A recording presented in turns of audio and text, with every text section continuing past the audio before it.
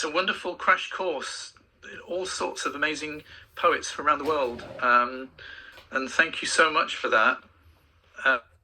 So, over to you, Tim. Thank you, Graham. It is my pleasure. And for once, being a translator poet, I have a Russian poem. I don't know any Russian, but the people at this magazine, Modern Poetry in Translation, sent it round to a number of us with all the data and said, do what you like with this. And so this is by Pushkin, and it's called Worldly Power, Mirskaya Vlast. Pushkin, as you probably know, was one of many people done to death by the Russian state for political reasons. Worldly power. When the solemn celebration was in train, and the Lord on the cross was expiring in his pain, at the side of the life-giving rood, sinful Mary and the Virgin most holy and good, a pair of women stood.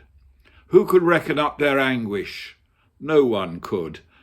But today, at the foot of the hallowed rood, as it might be the city governor's entry, we see not women, but men, not saints, but with rifles and shakos. Is it just me who signals? Two fearsome sentries. Or is it, put your thumbs up if it's, yeah, no, people can't. No one hearing? No, we lost you after about 30 seconds, Timothy. Well, I don't know why that is. I'm not muted. Can you hear me now? No. Yeah, perfectly. Do you want to start again? Thank you, I will. So, Worldly Power. Fingers. Worldly Power by Pushkin. When the solemn celebration was in train, and the Lord on the cross was expiring in his pain, at the side of the life-giving rood, sinful Mary and the Virgin most holy and good, a pair of women stood. Who could reckon up their anguish? No one could. But today, at the foot of the hallowed rood, as it might be the city governor's entry, we see not women, but men, not saints, but with rifles and shakos, two fearsome sentries. Say, why the custodial vigilance? Is the crucifixion a treasury fief? Were you nervous of mice, or perhaps of a thief? Would you add to the glory of the Tsar of Tsars?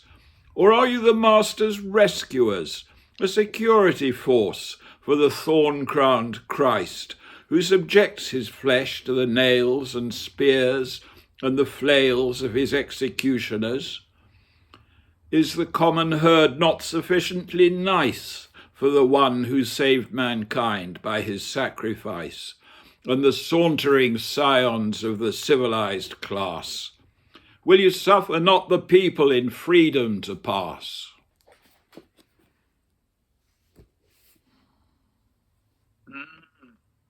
Great choice, Timothy.